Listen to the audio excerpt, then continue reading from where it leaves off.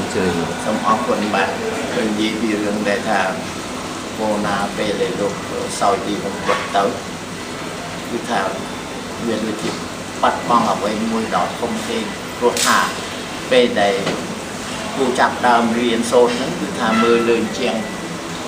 ដែលសាលាសមាគមហ្នឹងឃើញពលានដែលលោកប្រទាន1000ចាស់នៅឆ្នាំ1941ហើយដូចយើងដឹងស្រាប់ហើយ1941មានន័យថាព្រះអង្គទឹកឡើងសោយរាជព្រាមស្ដេចយាងចុះទៅដល់ខេត្តឃ្លៀងនៅស្រុកកម្ពុជាហៅថាកម្ពុជាប្រោលោកប្រទានលុយដើម្បីធ្វើជាសមាគមមួយដើម្បីឲ្យកូនខ្មែរចូលរៀនហើយគូដោយសារតែអត់មានឪមានតែសល់យាយយកទៅដាក់វត្តយកទៅនឹងក៏បញ្ចូលទៅសមាគមទៅដល់ទៅរៀននោះដល់អញ្ចឹងទៅគឺថាគោរពបកូនណានឹងតាំងពីនោះមកចេះតែនឹកឃើញនោះសុបិនដេកយល់សោកមិនដឹងជាព្រះអង្គសៀនុនឹងយ៉ាងណាស្អីបាទលោកប្រទានលុយមកដើម្បីឲ្យសាលាយើងរៀនព្រោះជាប្រភពល្អណាស់ដល់ពេលហ្នឹងទៅក៏ពេលមកស្រុកខ្មែរហ្នឹងទៅគាត់បានជួបប្រភពនៅពេលដែលបុណ្យទានអីដែលជាយុវ័នអីហ្នឹងឃើញហ្នឹងទៅក៏ចេះចាប់ចិត្តស្រឡាញ់ហ្នឹងទៅហើយក៏ចូលទៅជាសមាជិករបស់សង្គមរៀននិយមហ្នឹងតាំងពីឆ្នាំនេះជាមួយលោកតាយឹមដិតអីហ្នឹងជាមួយគ្នាហ្នឹងហើយដោយសារតែចេះភាសាអង់គ្លេសអញ្ចឹងទៅក៏បានគេចាប់តាំងឲ្យទៅនិយាយគ្នាជាមួយកូនសិស្សខាងហ្វីលីពីនខាងកូនសិស្សណាដែលនិយាយអង់គ្លេសនោះណាបានហ្នឹងក៏ឆ្លាញ់ហ្នឹងហើយដល់ពេលលឺសូរបកូនណាដែលសោយទីបំផុតនៅថ្ងៃ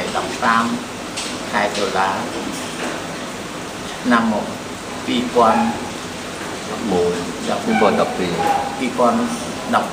បាទដល់ពេលនោះគឺថាវាអត់ចិត្តមែនទេនឹកឃើញឡើងវិញដូចជាឡើងគេថាធ្លាក់ពីលើស្មារតីពីលើមេឃចុងដីមកតែចិត្តទៅក៏នៅរោងចាំនេះជាមួយប្រសល់អីនៅខាងមុខវាំងហ្នឹងទៅគឺថាយកការធុបយកអីនៅខាងមុខវាំងហ្នឹងដើម្បីសុំ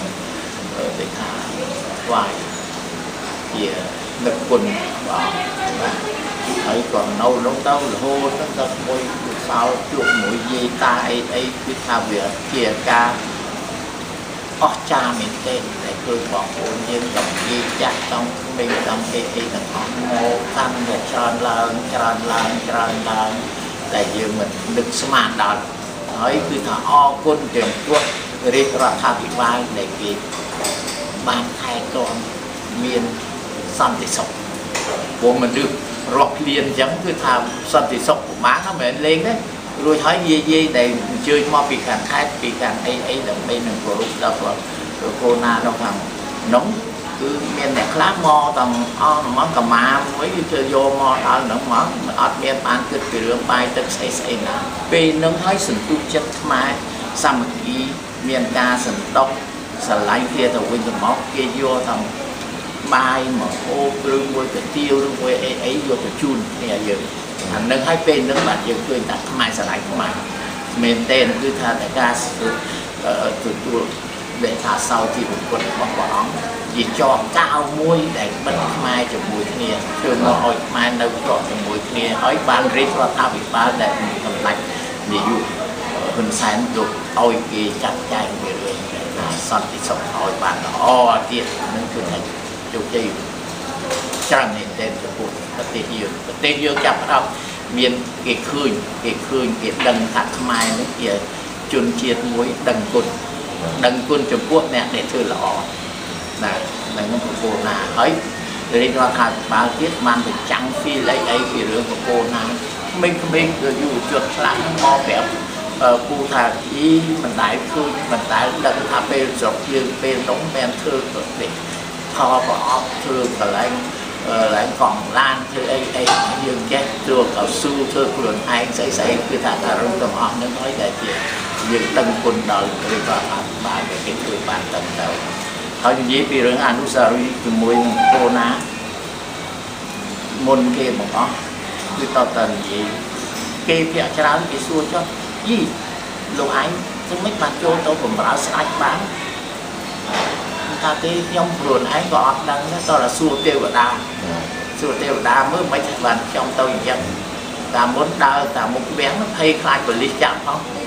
ហ្នឹងហើយឥឡូវចូលទៅនៅក្នុងវាំងទៅមកប្រពន្ធណាលោកមកជាមួយទាំងឯងលោកឲ្យសែនសំណោះនៅក្នុងកន្លែងបន្ទប់មួយនៅក្នុងកន្លែងប្រាសាទសែនសំណោះពេលនោះអញ្ចឹងមិនថាមើលមិនឃើញជួបវាសនាចឹងបានជើងជឿពោះរឿងខ្មែរយើងនិយាយថាព្រំលិខិតណាតលជឿលើព្រំលិខិតអ្វីហ្នឹងតែជាតាមនឹងទាំងអស់អញ្ចឹងគឺថាគូតលជឿអញ្ចឹងហើយគូអត់មានហ៊ានបញ្យល់ឯបែបណាស្អីមកពីអីទេហើយដល់ពេលដែលនៅជាប់ជាមួយប្រពន្ធណាបាទដឹងប្រតិលោកដិតជាប់ជាមួយកូនចៅលោករហូតដល់ស្រុកខ្មែររហូតលឹងយើងជាផ្សេងហើយប្រពន្ធណានៅយ៉ងយ៉ាងក៏ដោយនៅកូរ៉េក៏ដោយក៏គេតផែលោកគេនិយាយថារ៉ាប់រងអីថ្វាយលោកទាំងអស់មានសង់ទៅវាំងមួយថ្វាយលោកផងនៅស្រុកចិនក៏អញ្ចឹងហើយនៅស្រុកខ្មែរក៏អញ្ចឹងប៉ុន្តែលោកមិន